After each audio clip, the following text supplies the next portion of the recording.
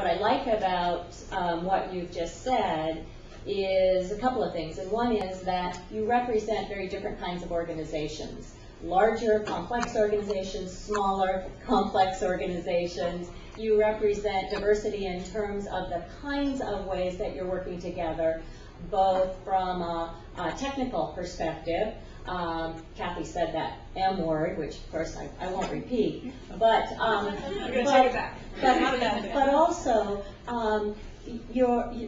from your examples, we see that working together can cover the gamut from program-related service delivery work all the way to admin and back office operations. Fundraising, advocacy were mentioned as well. So there's that wide range of types of work that can be done together, and I think the three of you are beginning to light that up for us. Right now it sounds like everything went well, although Kathy kind of foreshadowed that there were some hurdles. So I learned well from things that don't go so well and your reflections on those. So I'd be interested in hearing a hurdle and how you addressed it, and let's go from there. I'll start. So one of the biggest hurdles for our collaboration has been overcoming the program requirements in both of the agencies. So a lot of the programs have really tough restrictions on who can even come into the program, because maybe they're funded by federal contracts or state contracts, or maybe they have to meet a certain income requirement.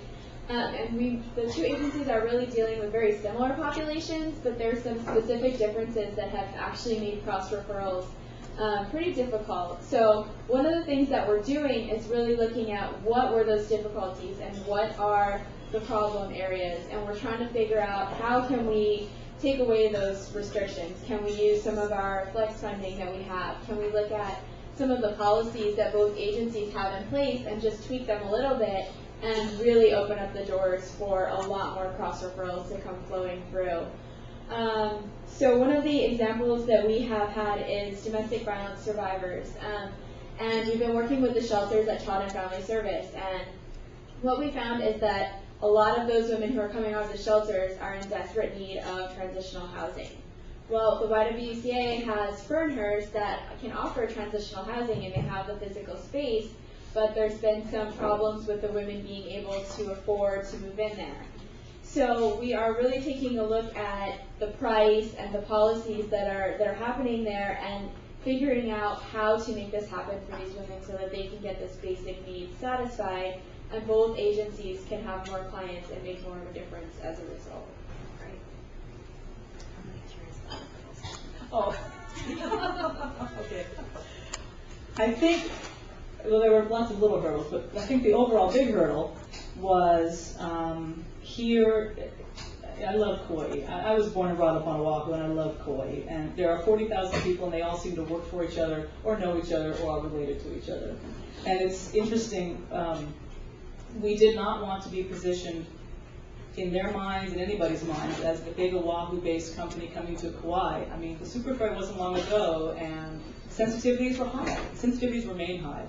We're very mindful of that. So we positioned ourselves truthfully. We may have headquarters on Oahu in Honolulu, but we are a statewide organization with programs and services on every single island except Lanai, or excuse me, except Molokai. And that helped a lot. We really tried to emphasize our statewide presence, the fact that we're the second largest employer in Hilo. Not many people know that.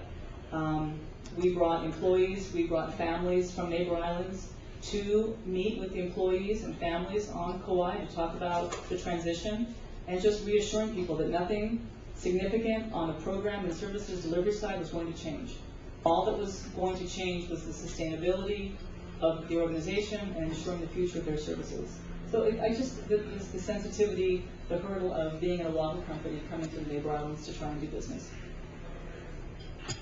I think for us, and this only goes to certain organizations, not all of them, but for small organizations at this time of economic crisis, a lot of us have had to furlough our staff, lay off staff, cut back in several different areas. And so as a result, a lot of the collaboration areas that we've identified have had to be put on hold until our organizations can sort of regroup and build up again. So for instance, for our organization, we've actually applied for a capacity building grant so that we can go have a strategic plan that incorporates these collaborative ideas and that also lends to the sustainability of our organization. So that's one way in which we've decided to overcome that hurdle.